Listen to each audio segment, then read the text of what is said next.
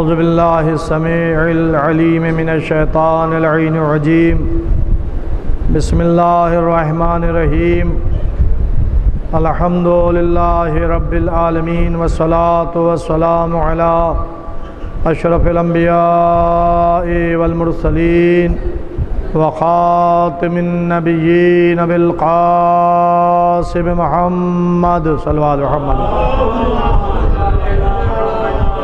وعلى أهل بيته طيبين الطاهرين المعصومين ولعنة الله على أعدائهم أجمعين أما بعد فقد قال سبحانه تبارك وتعالى في القرآن المجيد والفرقان الحميد وهو أصدق الصادقين وقوله الحق بسم الله الرحمن الرحيم يسبح لله ما في السماوات وما في الأرض ملك القدوس العزيز الحكيم هو الذي بعث في الأميين رسولا منهم يتلو عليهم آياته ويزكيهم ويعلمهم الكتاب والحكمة وإن كانوا من قبل لفي ضلال مبين. سورہ جمعہ کی ابتدائی آیات میں آپ کے سامنے تلاوت کر رہا ہوں، جس میں خداوند عالم اپنی حمد و ثنا سے سورہ کا آغاز کر رہا ہے اور انسانیت کو بتایا جا رہا ہے کہ یسبح للہ ما فی السماوات و ما فی الارض، جتنی بھی چیزیں زمین اور آسمان کے درمیان میں ہیں یہ سب اللہ کی تسبیح کر رہی ہیں. ملک القدوس العزیز الحکیم، اس اللہ کی تسبیح کر رہی ہیں جو حقیقی بادشاہ ہے، مالک ہے، جس نے کائنات کو پیدا کیا ہے، جو پاک و پاکیزہ ہے ہر عیب سے. اور اس کے بعد ارشاد ہو رہا ہے کہ عزیز الحکیم، وہ حکمت والا ہے، وہ عزیز ہے. اور اب اس کے بعد خداوند عالم نے پیغمبر کی بعثت کا ذکر کیا کہ هو الذی بعث فی الامیین، وہی اللہ وہ ہے جس نے امیین میں ایک رسول مبعوث کیا. یعنی یہ نبی کوئی اور نہیں بنا رہا ہے، اللہ بنا رہا ہے، اللہ مبعوث کر رہا ہے. اب نبی جسے مبعوث کیا جا رہا ہے اس کے بارے میں ارشاد ہو رہا ہے کہ یتلو علیہم آیاتہ، وہ تم پر آیات الہی کی تلاوت کرتا ہے، ویزکیہم، اور تمہارے نفسوں کو پاک کرتا ہے، ویعلمہم الکتاب والحکمہ، اور تمہیں کتاب اور حکمت کی تعلیم دیتا ہے. وَإِن كَانُوا مِن قَبْلُ لَفِي ضَلَالٍ مُبِينٍ، جبکہ تم اس سے پہلے کھلی بھی گمراہی میں تھے. پیغمبر کی بعثت سے پہلے گمراہی تھی، ضلال المبین، کھلی ہوئی گمراہی.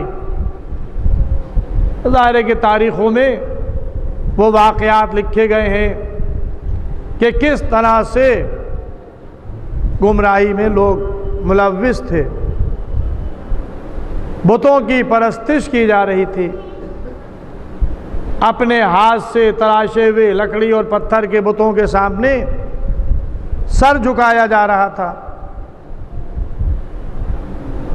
اور جو معاشرے میں برائیاں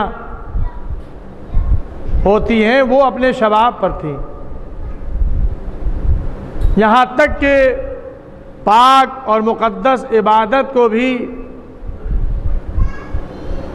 ایسا کر رکھا تھا کہ خانہ کعبہ کا طواف برہنہ کرتے تھے. اور برائیاں کیا تھیں؟ تاریخ نے اسے لکھا کہ اپنی بیٹیوں کو زندہ درگور کر دیا کرتے تھے. ایسی کھلی ہوئی گمراہی مکے میں عرب کی سرزمین پر پائی جاتی تھی، اور اللہ نے وہیں اس نبی کو مبعوث کیا تاکہ وہ لوگوں کو گمراہی سے نکالے. انہیں ان کا تزکیہ نفس کرے، ان کو برائیوں سے پاک کرے اور انہیں کتاب اور حکمت کی تعلیم دے۔ یہ پیغمبر کا احسان تھا کہ پیغمبر مبعوث ہوئے تو آج دنیا میں اسلام پھیل گیا، لوگ جہالت سے دور ہو گئے، انہوں نے اللہ کے دین کو سمجھا اور آج اسلام پورے روئے زمین پر پھیلا ہوا ہے۔ لیکن خداوند عالم نے بعثت پیغمبر سے متعلق 3 جگہ پر ذکر کیا ہے۔ ایک پہلا ذکر جو میں نے ابھی آپ کی خدمت میں کیا تھا جناب ابراہیم کے ذیل میں، کہ جناب پیغمبر یہ جناب ابراہیم کی دعا کا ثمرہ ہے، جو جناب ابراہیم نے خانہ کعبہ کو بناتے وقت بارگاہ الہی میں کی تھی کہ پروردگار، اے پروردگار تو ہم میں سے ایک رسول کو مبعوث کر جو تیری آیات کی تلاوت کرے، جو لوگوں کو کتاب اور حکمت کی تعلیم دے، جو لوگوں کا تزکیہ نفس کرے۔ یہ جناب ابراہیم نے دعا کی تھی اور خداوند عالم نے ہزاروں سال کے بعد جناب ابراہیم کی اس دعا کو قبول کیا اور مکے کی سرزمین پر خاتم النبیین حضرت محمد مصطفیٰ صلی اللہ علیہ وآلہ وسلم کو مبعوث برسالت کیا۔ یہ ایک ذکر سورہ البقرہ میں 129 نمبر آیت میں جناب ابراہیم علیہ السلام کی دعا کے ذریعے سے کیا گیا۔ اب آئیے ایک اور آیت میں آپ کے سامنے پیش کرنا چاہتا ہوں اس سلسلے کی۔ یہ سورہ آل عمران کی 164 نمبر آیت ہے۔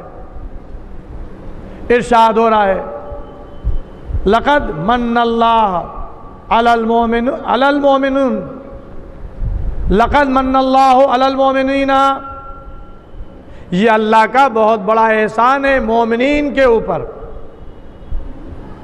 اس بعث کہ اس نے مبعوث کیا رسولا من انفسہم، اس نے ایک رسول مبعوث کیا ان میں، انہی کے نفسوں میں سے، یتلو علیہم آیاتہ ویزکیہم ویعلمہم الکتاب والحکمہ وإن کانوا من قبل لفی ضلال مبین۔ پوری وہی آیتیں جو سورہ جمعہ میں بعثت پیغمبر کے لیے ہیں، وہی لفظ بلفظ خداوند عالم نے جناب رسالت مآب کے لیے اس مقام پر سورہ البقرہ، سورہ آل عمران میں بھی ارشاد فرمائی۔ لیکن یہاں سے میں کچھ چیزیں آپ کی خدمت میں عرض کرنا چاہتا ہوں۔ ایک نعرہ صلوات۔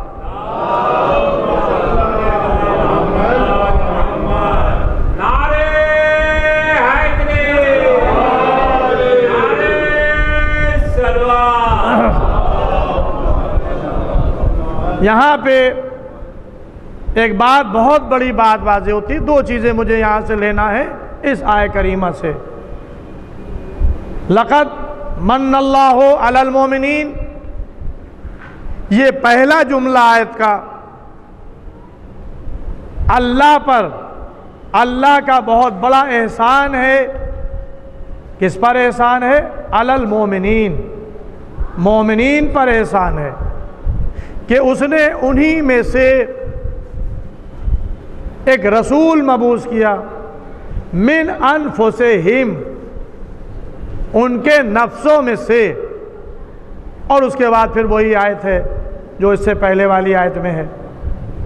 تو ایک جملہ من انفسہم لینا چاہتا ہوں اور ایک علی المؤمنین، لفظ مومنین لینا چاہتا ہوں۔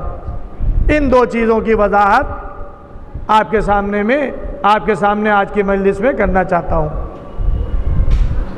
یہ بات واضح ہو گئی کہ اللہ جہاں پر رسول کو مبعوث کر رہا ہے،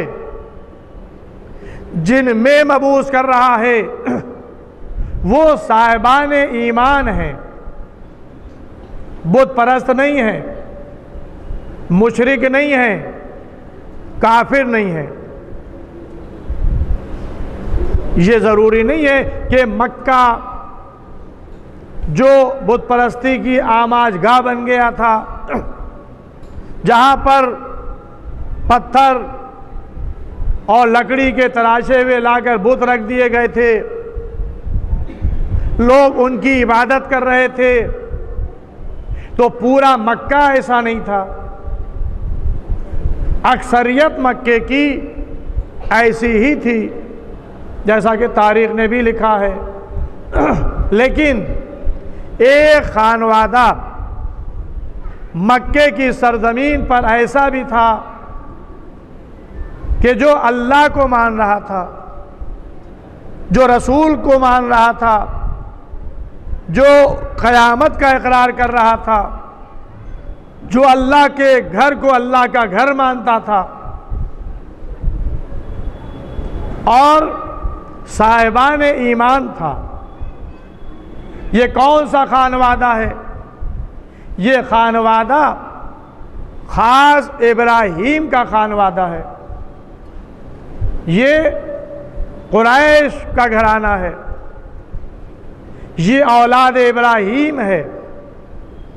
چنانچہ قرآن نے اس بات کی گواہی دی، لقد من اللہ علی المومنین، مومنین پر اللہ کا یہ بہت بڑا احسان کہ اس نے انہی میں سے ایک رسول مبعوث کیا، ان کے نفسوں میں سے۔ تو اب مومنین، یہ ایک مومن کے لیے نہیں کہا جا سکتا کہ ایک مومن وہاں پہ موجود تھا جس میں رسول کو مبعوث کر دیا گیا۔ مومنین یہ جمع کا صیغہ ہے، یہ ایسا ایک گروہ وہاں پر تھا کہ جو اللہ پر ایمان رکھتا تھا، جو قیامت پر ایمان رکھتا تھا، جو اللہ کے گھر کو اللہ کا گھر مانتا تھا، اور اس کا اطلاق مومنین پر ہوتا ہے۔ تو اب وہ کون سا گھر ہے، وہ کون افراد ہیں جن کے نفسوں میں سے، جن میں سے یہ رسول مبعوث کیا جا رہا ہے؟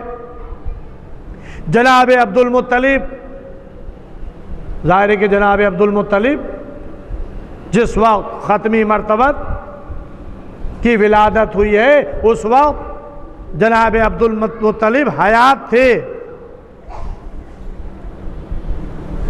پوتے کی پرورش کرنے والے دادا ہی تھے، اس لیے کہ جناب عبداللہ کا انتقال ہو گیا تھا، پیغمبر ابھی پیدا بھی نہیں ہوئے تھے، یہ یتیم عبداللہ تھا۔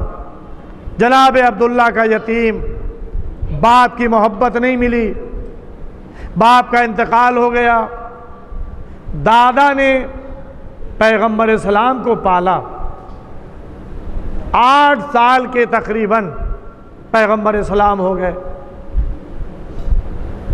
اب جناب عبد المطلب کے بھی انتقال کا وقت آ گیا، انہوں نے اپنے بیٹوں کو جمع کیا، 10 بیٹے تھے، ایک بیٹا انتقال کر گیا تو کم سے کم 9 بیٹے بچے، 9 بیٹے موجود۔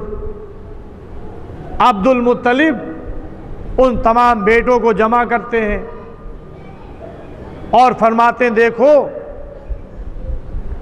یہ میرا پوتا ہے، عبداللہ کا فرزند ہے، اب میں دنیا سے جا رہا ہوں، کون اس کی پرورش کرے گا، کون اس کو پالے گا؟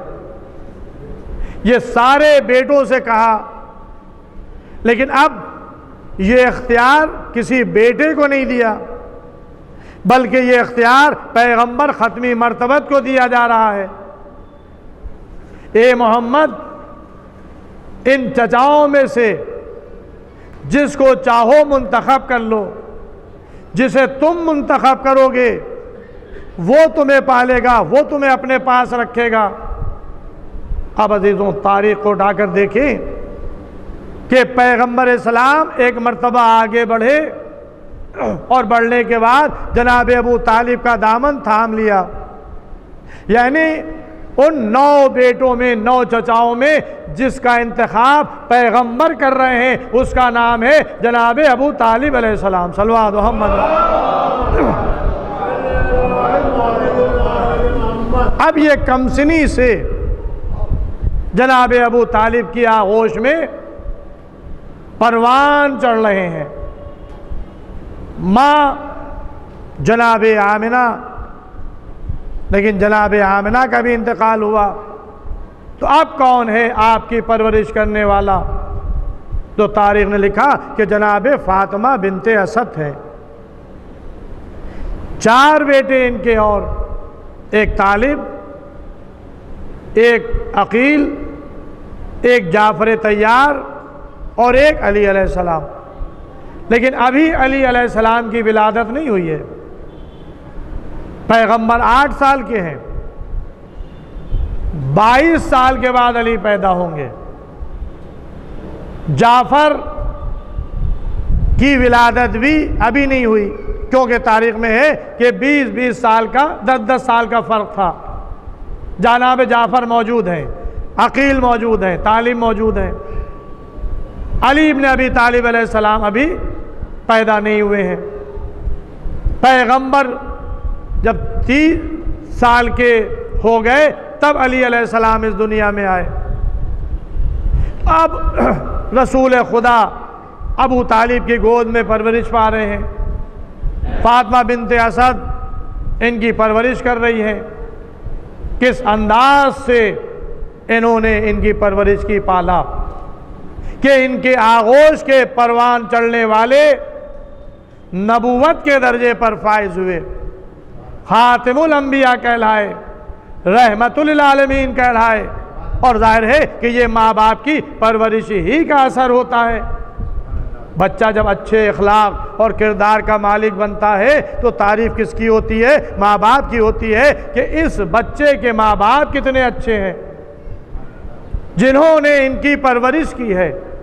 تو اگر پیغمبر تمام اخلاق، تمام کردار، تمام اچھائیوں کا نمونہ تھے تو اس کا رزلٹ جو ہے وہ جناب فاطمہ بنت اسد اور جناب ابو طالب کو ملتا ہے، جس کی گود میں یہ پروان چڑھ رہے تھے۔ تو ابو طالب کی گود میں پروان چڑھنے والے یا تو امام بنتے ہیں اور یا نبی بنتے ہیں۔ صلوات محمد۔ اس لیے کہ انہی کے بیٹے کا نام علی ہے، کوئی غیر نہیں ہے، ابو طالب کے بیٹے ہی کا نام علی ہے، اور انہی کے گود میں پروان چڑھنے والا نبی ہے، خاتم الانبیاء ہے، رحمت للعالمین ہے۔ ان کے اخلاق کی تعریف کوئی اور نہیں کر رہا ہے بلکہ خالق کائنات کر رہا ہے۔ انک علی خلق عظیم، بے شک آپ اخلاق کے عظیم مرتبے پر فائز ہیں۔ اللہ ان کی اخلاق کی تعریف کر رہا ہے۔ بس عزیزوں، میں جس منزل پر لانا چاہتا ہوں، بعثت 40 سال کے عمر میں ہوئی، علی پیدا ہو چکے، ابو طالب کی گود میں پروان پیغمبر چڑھ رہے تھے، ابو طالب موجود ہیں، علی موجود ہیں، جعفر طیار موجود ہیں، عقیل موجود ہیں، طالب موجود ہیں، یعنی یہ پورا ایک گھر کا خانوادہ ہے۔ جو رسول کے چچا ہیں وہ الگ ہیں، رسول کے چچا جناب حمزہ ہیں جو رسول کا ساتھ جنہوں نے دیا، لیکن جس ماحول میں رسول پرورش پا رہے تھے وہ یہ خانوادہ ہے۔ ایک ابو طالب ہے اور ان کے 4 بیٹے ہیں، تو 5 افراد یہ ہیں۔ اور اسی دوران پیغمبر اسلام مبعوث برسالت ہوئے، تو اب قرآن نے کیا کہا؟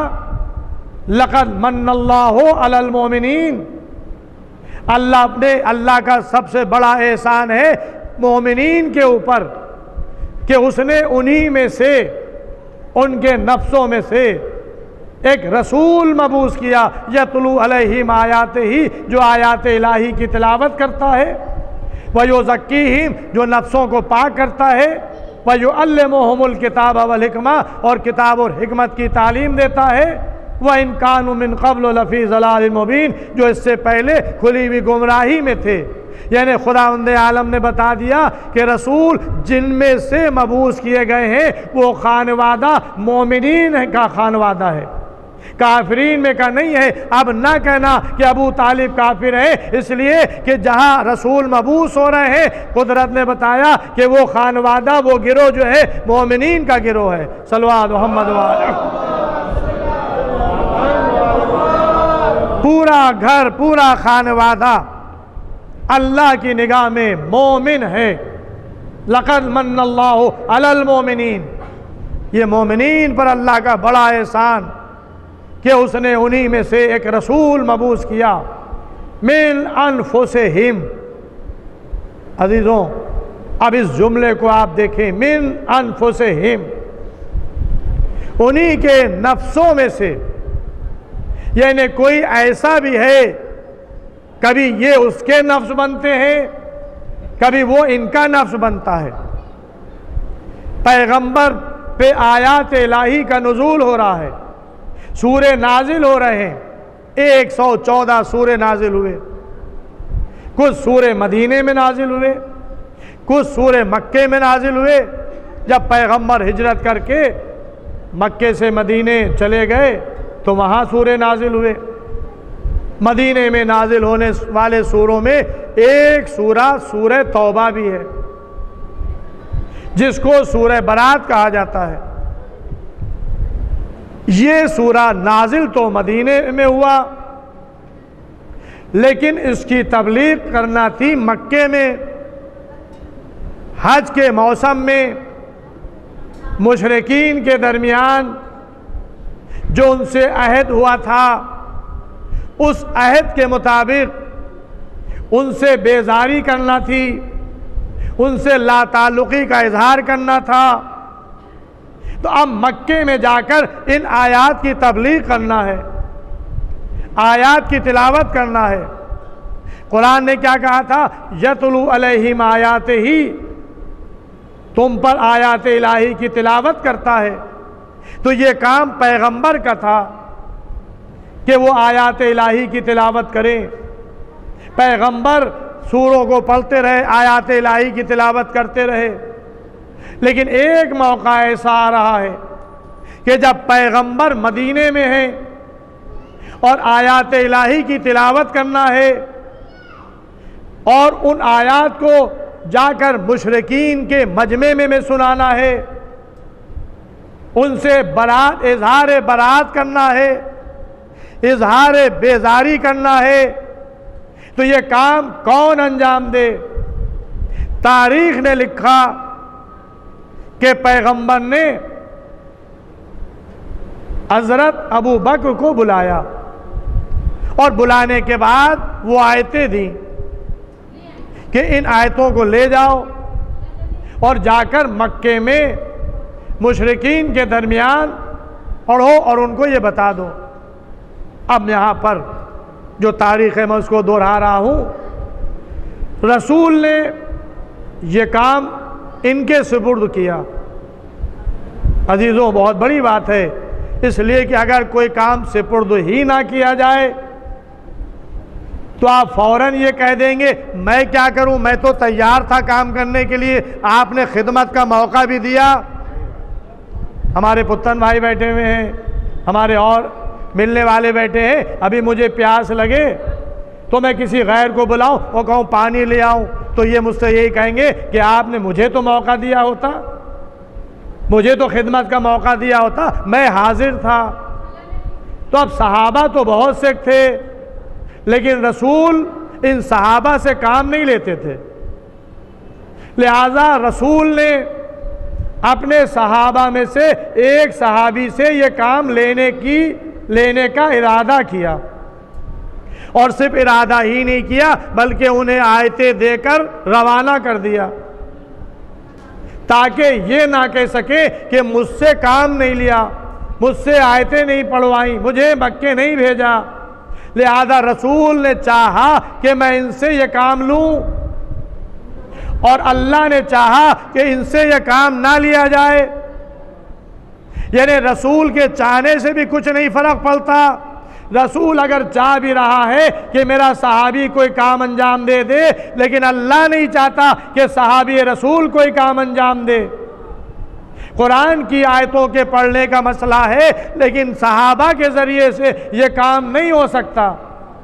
لہٰذا اللہ نے جبرائیل امین کو بھیجا، اور جبرائیل پیغمبر کے پاس آئے، یا رسول اللہ، اللہ کہہ رہا ہے، جس کا کلام ہے، جو آیات نازل کر رہا ہے، جو سورہ نازل کر رہا ہے، وہ کہلوا رہا ہے، یا رسول اللہ، اللہ کہہ رہا ہے یہ کام یا تو آپ انجام دیں یا جو آپ سے ہے وہ انجام دے۔ اب جملے آپ دیکھیں، ادھر کیا کہا گیا تھا؟ من انفسہم، یہ رسول جو مبعوث ہوا ہے انہی کے نفسوں میں سے مبعوث کیا گیا ہے۔ اور اب خداوند عالم کیا کہلوا رہا ہے؟ اے رسول، یہ آیات الہی کی تلاوت مکے کے مشرکین کے درمیان یا آپ کریں گے یا جو آپ سے ہے وہ انجام دے۔ اب رسول کیا کرے؟ فوراً علی کو بلایا، یا علی میرے ناقے پر سوار ہو جاؤ۔ علی سوار ہو گئے، جاؤ جا کر ان سے آیت لے لو، اور وہ آیات تم جا کر ان آیات کی تبلیغ کرو، ان کی تلاوت تم کرو، بس ادھر علی اور انہیں واپس بھیج دو۔ ادھر رسول نے حکم دیا، علی روانہ ہوئے رسول کے ناقے پر۔ ابھی تھوڑی دور پہنچے تھے صحابی رسول کہ دیکھا کہ پیچھے کوئی آ رہا ہے اور رسول کے ناقے پر سوار آ رہا ہے۔ اب جو دیکھا تو اس ناقے پر، رسول کے ناقے پر حضرت علی علیہ السلام آ رہے ہیں۔ حضرت علی پہنچے، کیوں آئے ہو علی؟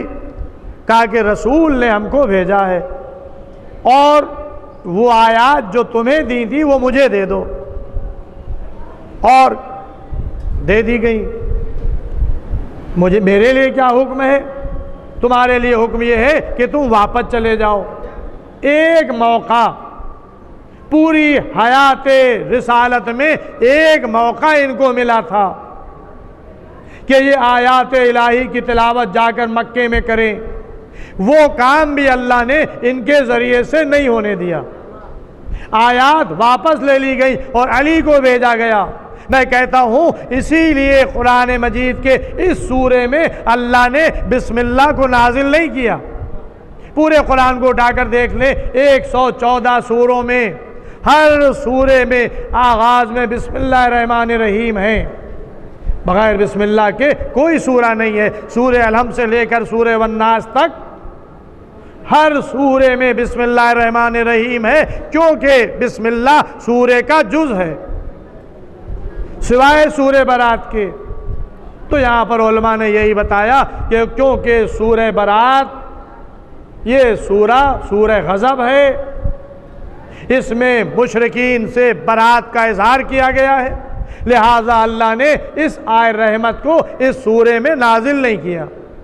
یہ علماء نے لکھا ہے، اس کی وجہ لکھی، لیکن میں کہتا ہوں ہو سکتا ہے یہ بھی وجہ ہو کہ ہر سورے کی تلاوت رسول خود کرتے تھے، لہذا بسم اللہ نازل ہوتی تھی، لیکن سورہ برات کی تبلیغ علی کے ذمے کی گئی تھی جو خود بائے بسم اللہ تھے، صلوات جو خود بائے بسم اللہ تھے۔ جب خود بائے بسم اللہ ہے تو اب بسم اللہ کی ضرورت کیا ہے؟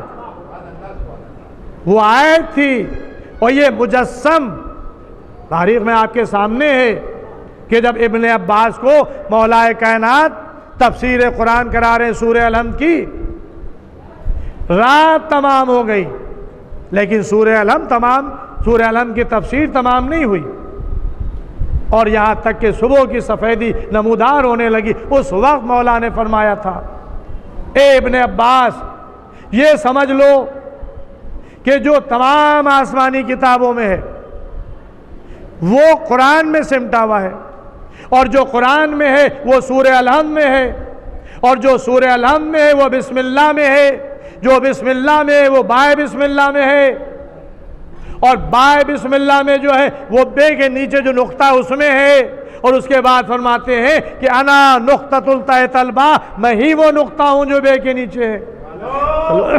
محمد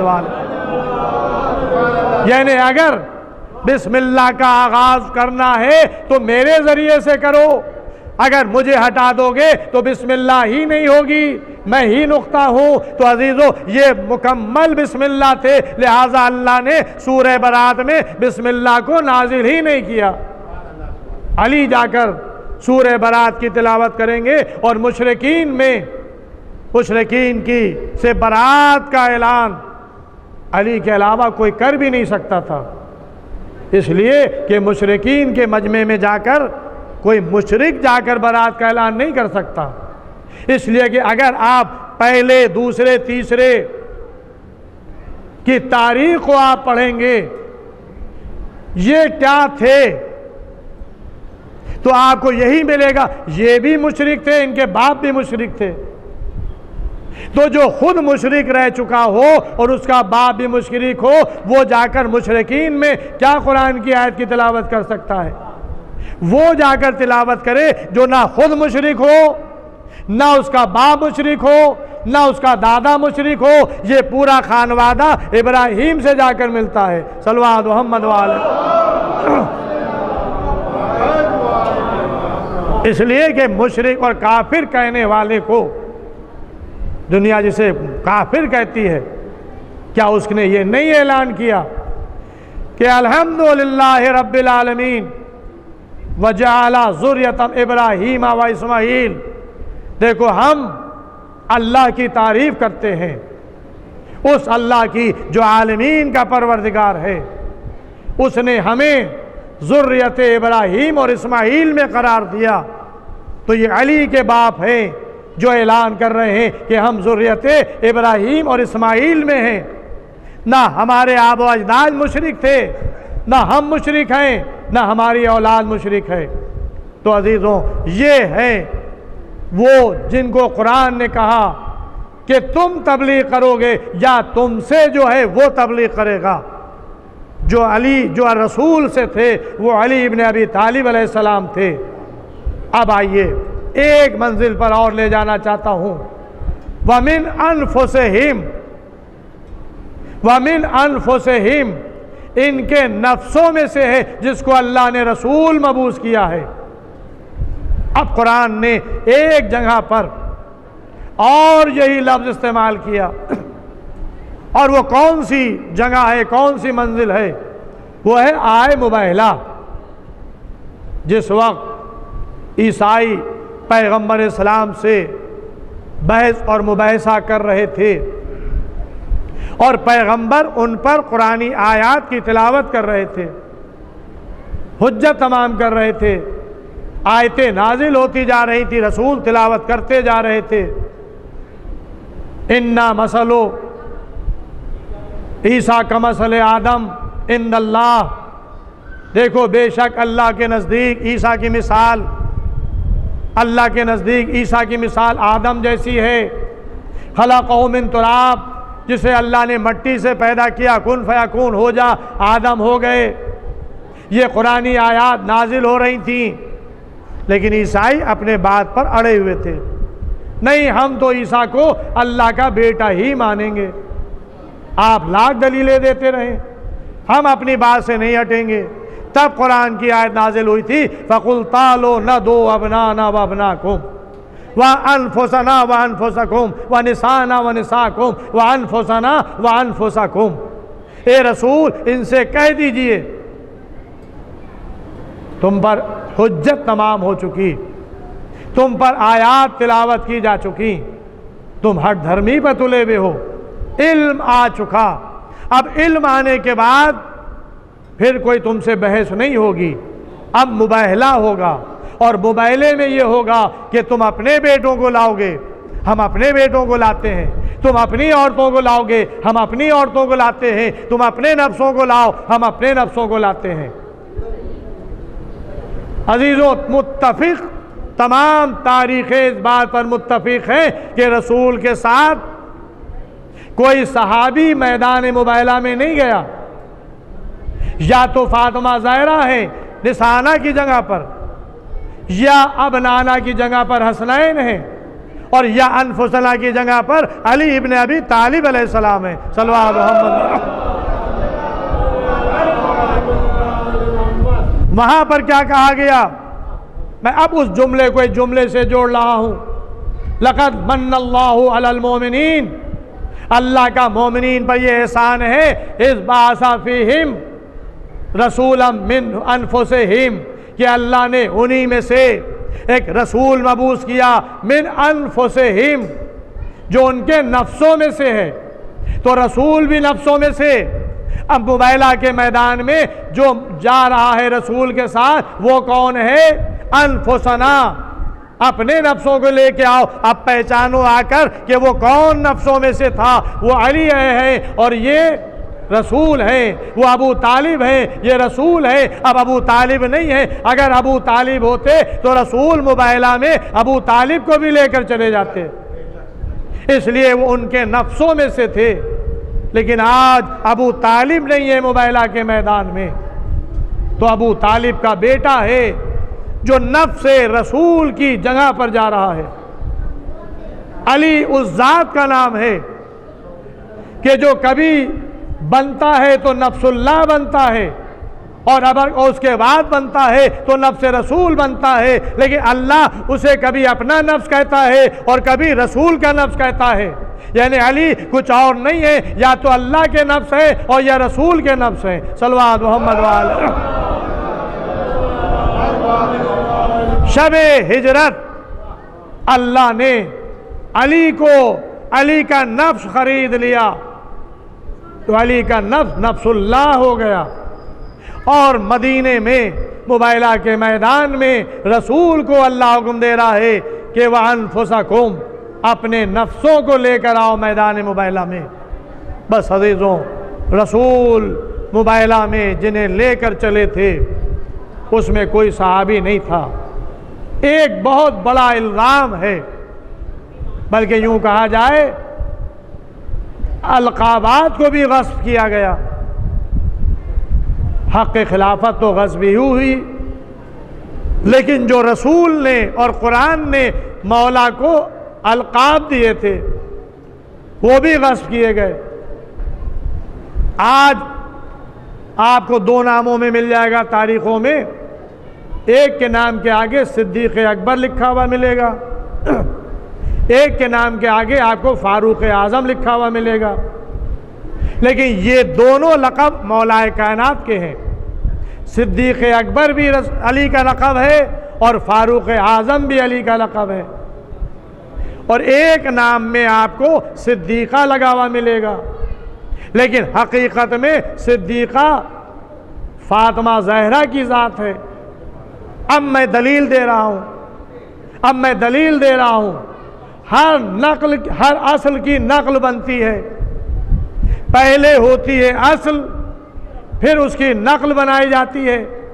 تو میں آپ کو دور رسالت سے ثابت کر رہا ہوں اور چیلنج کر رہا ہوں کہ کوئی مسلمان آ کے ثابت کر دے کہ دور رسالت میں کوئی اور صدیق اور صدیقہ تھی یا صدیق تھے. مباہلہ کی آیت آپ کے سامنے میں نے پیش کر دی کہ خداوند عالم نے کہا ہے فَقُلْ تَعَالُوا نَدْعُ أَبْنَاءَنَا وَأَبْنَاءَكُمْ وَنِسَاءَنَا وَنِسَاءَكُمْ وَأَنفُسَنَا وَأَنفُسَكُمْ ثُمَّ نَبْتَهِلْ فَنَجْعَلْ لَعْنَةَ اللَّهِ عَلَى الْكَاذِبِينَ. اے رسول آپ ان سے کہہ دیں کہ آؤ تم اپنے بیٹوں کو لے کر ہم اپنے بیٹوں کو لاتے ہیں، تم اپنی عورتوں کو لاؤ ہم اپنی عورتوں کو لاتے ہیں، تم اپنے نفسوں کو لاؤ ہم اپنے نفسوں کو لاتے ہیں.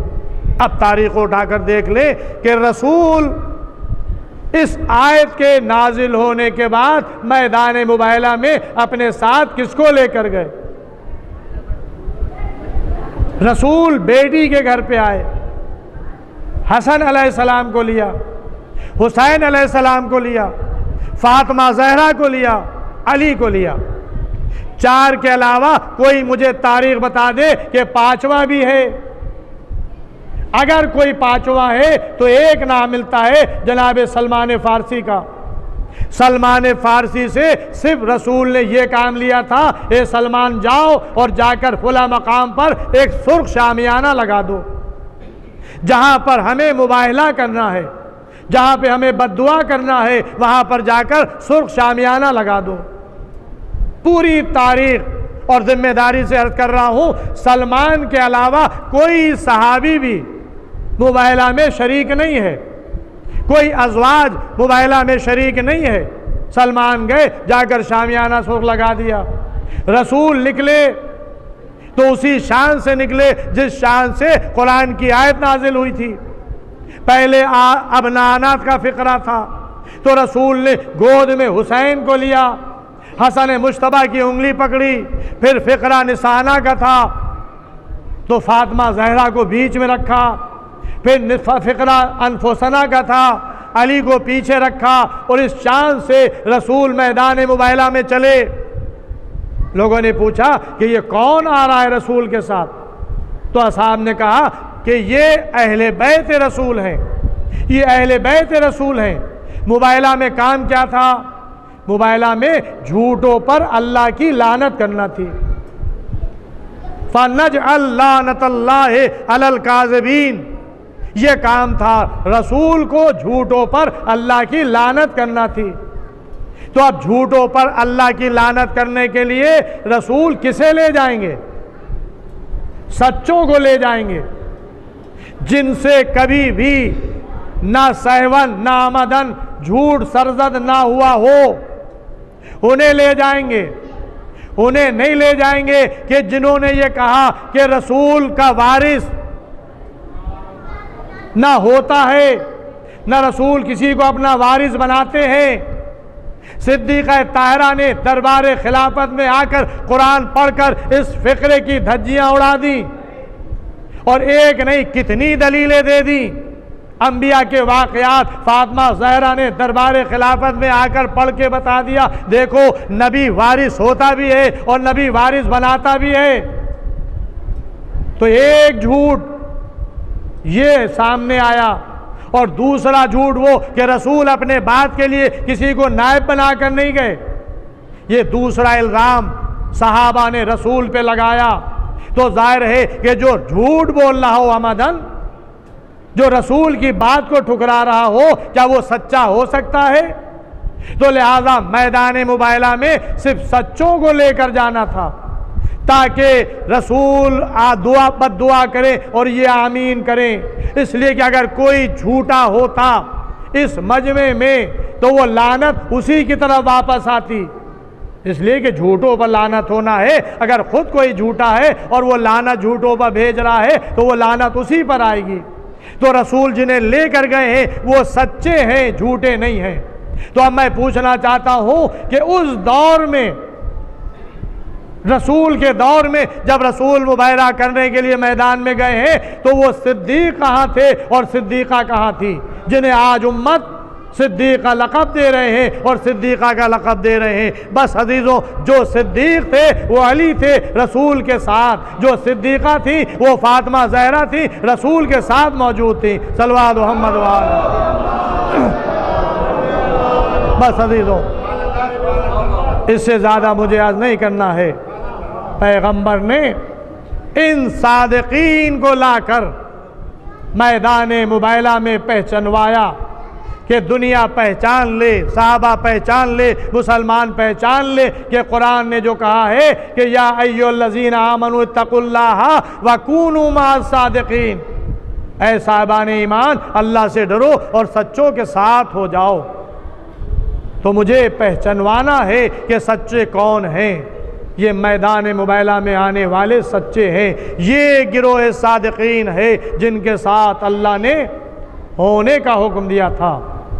اور انہی گروہ صادقین کی پانچویں فرد جس کا نام نامی حسین ہے، یہ اپنے ساتھ کربلا کے میدان میں آ رہا ہے، تو اپنے ساتھ عورتوں کو بھی لے کر آ رہا ہے، بچوں کو بھی لے کر آ رہا ہے، جوانوں کو بھی لے کر آ رہا ہے۔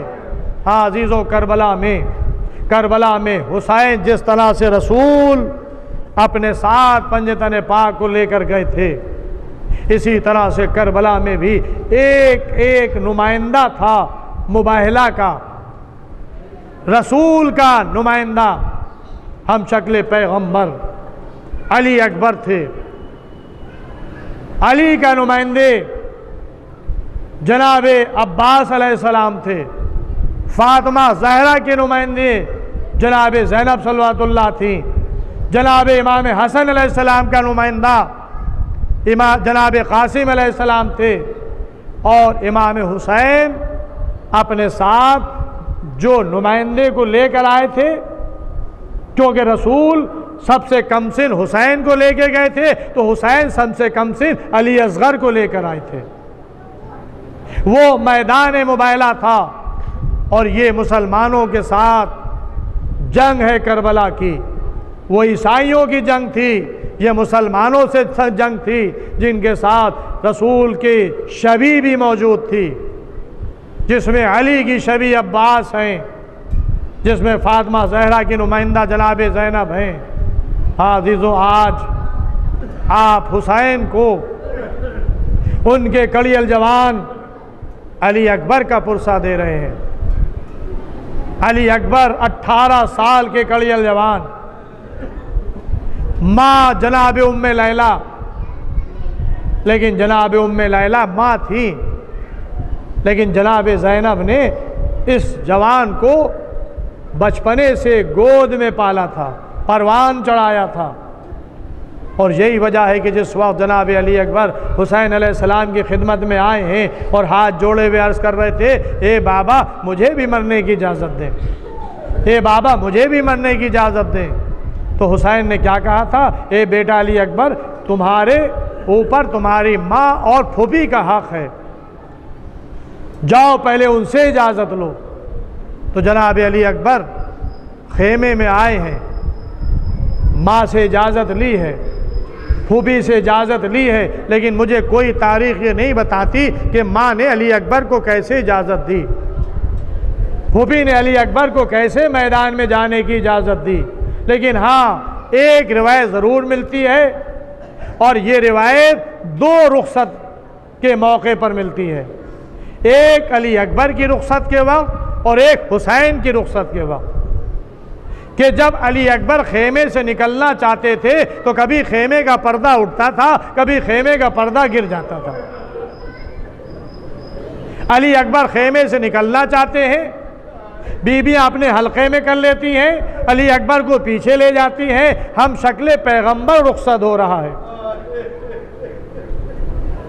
دوسری رخصتی حسین کی تھی کہ جب حسین رخصت آخر کے لیے خیمے میں آئے ہیں تو راوی یہی کہتا ہے کہ خیمے کا پردہ اٹھتا تھا اور گرتا تھا، کبھی حسین آگے بڑھتے تھے اور بیویاں پھر حلقے میں کر کے حسین کو پیچھے لے جاتی تھیں، یہاں تک کہ علی اکبر خیمے سے باہر آئے، اے بابا ماں نے اجازت دے دی، اے بابا پھوپھی نے اجازت دے دی، اے بابا مجھے آپ اجازت دیں۔ عزیزو ذرا غور کریں کہ وہ بوڑھا باپ اپنے 18 سال کے کڑی الجوان کو مرنے کی کیوں کر اجازت دے۔ ہاں عزیزو، ایک فقرہ حسین کی زبان پہ آیا، اے پروردگار تو گواہ رہنا، اب میرا وہ بیٹا مرنے کے لیے جا رہا ہے جو تیرے نبی کی صورت، سیرت، رفتار و گفتار ہے، تیرے رسول کی شبیہ ہے، تیرے رسول کی شبیہ کیسی ہوتی؟ جیسے رسول تھے ویسے علی اکبر، صورت میں بھی، سیرت میں بھی، رفتار میں بھی، گفتار میں بھی۔ تاریخیں لکھتی ہیں کہ جب علی اکبر مدینے میں رہتے تھے تو لوگ دور دراز سے آتے تھے اور حسین کی خدمت میں عرض کرتے تھے، اے آقا حسین مجھے اپنے بیٹے کی زیارت کرا دیے۔ کیوں زیارت کرا دیں؟ میں نے سنا ہے کہ آپ کا بیٹا رسول کے مشابہ ہے، ہم نے رسول کو نہیں دیکھا، ہم نے رسول کی زیارت نہیں کی، میں چاہتا ہوں کہ آپ کے بیٹے کو دیکھ لوں تاکہ رسول کی زیارت ہو جائے۔ عزیزوں، یہ مرتبہ تھا جناب علی اکبر کا، اور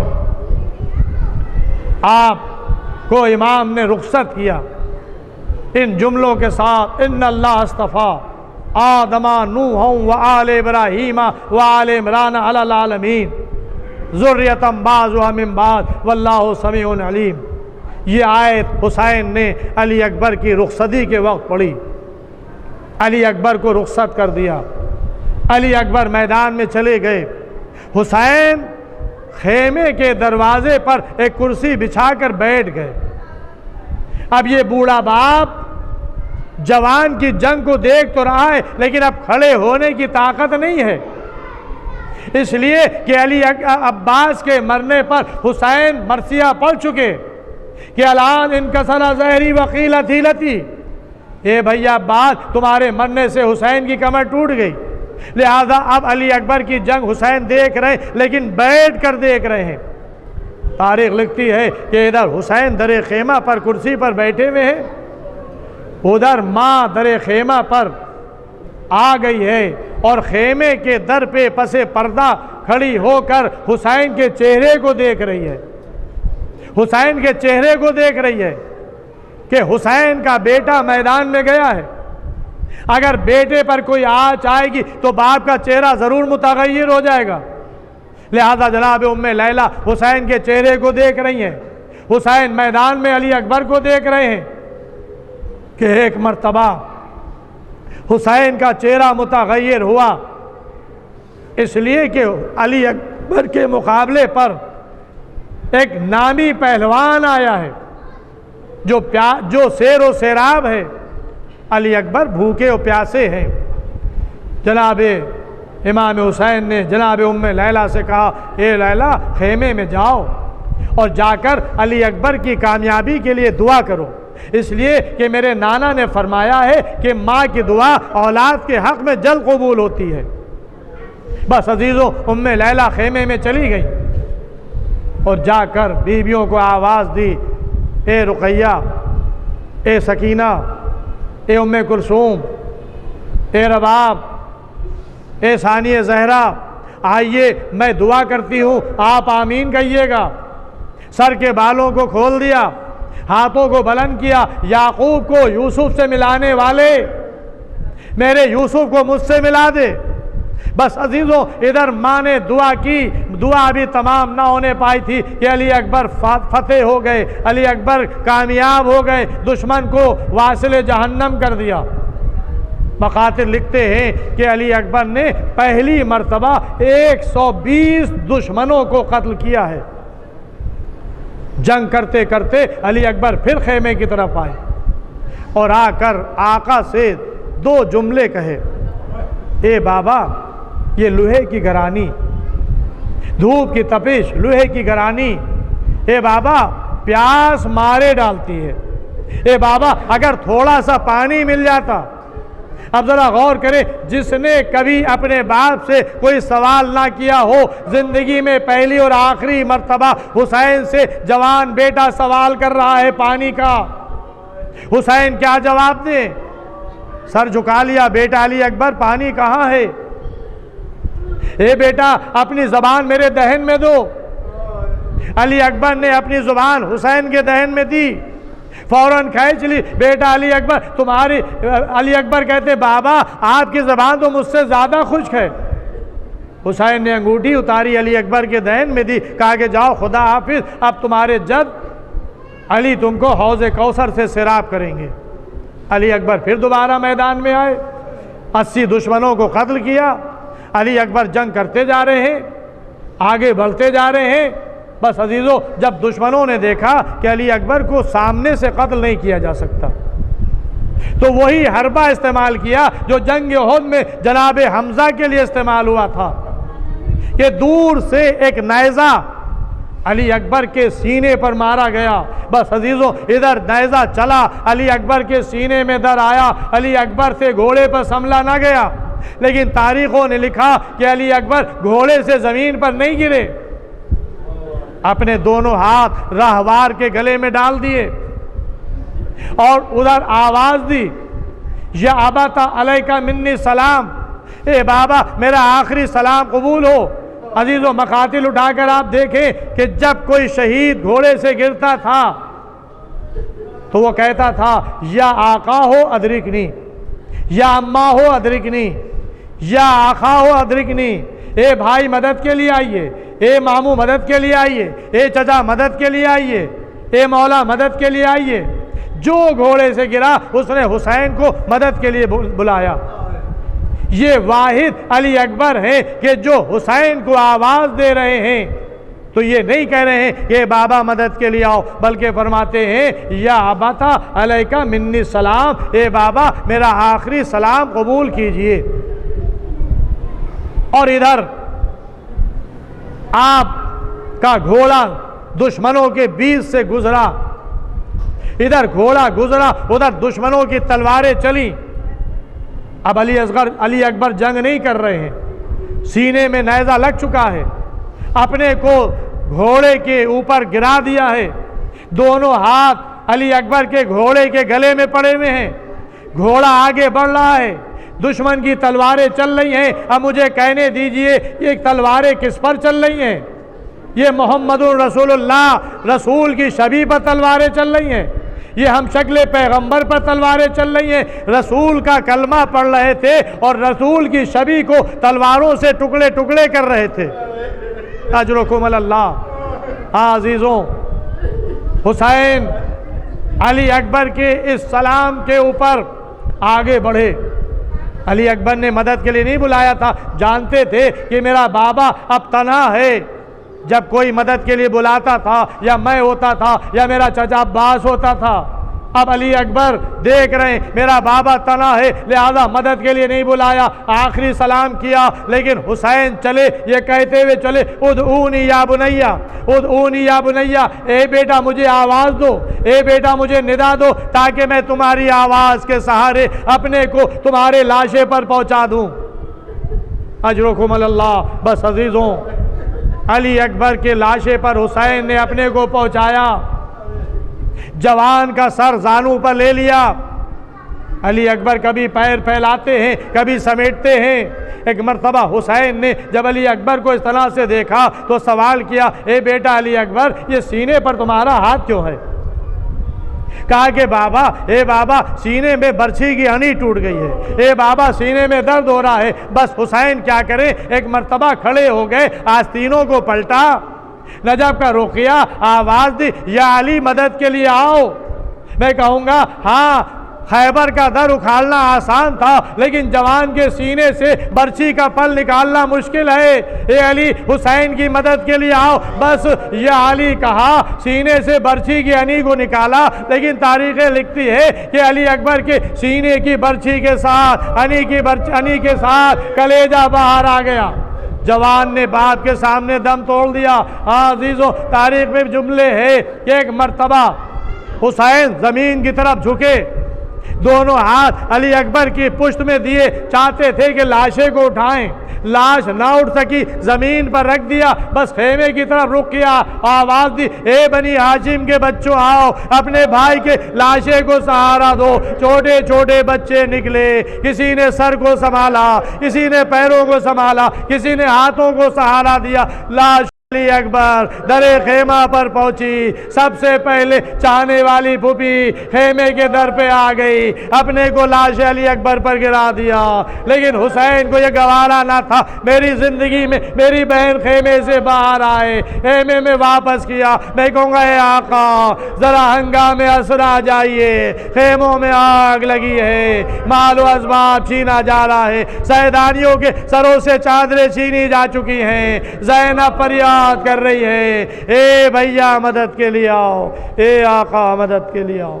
انا للہ و انا الیہ راجعون، رضا بقضائہ و تسلیما لامرہ۔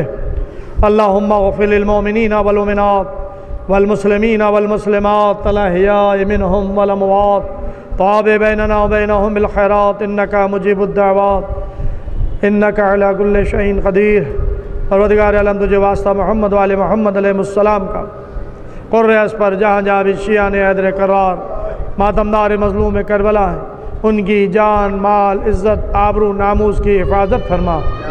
جو لوگ بیمار ان کو شفاء کامل عطا فرما، جو لوگ قرض دار ان کو بار قرض عطا فرما، جو لوگ بے روزگار ان کو روزگار عطا فرما، جو لوگ کاروبار کر رہے ہیں ان کو کاروبار میں برکت عطا فرما، جو مومنین قائد ان کو رہائی ہو، مقامات مقدسہ کی حفاظت فرما، ہمارے زمانے کے امام کے ظہور میں تعجیل فرما، ہم لوگ کا شمار امام کے ناصر مددگاروں میں فرما۔ ماتم حسین یا حسین یا حسین یا حسین۔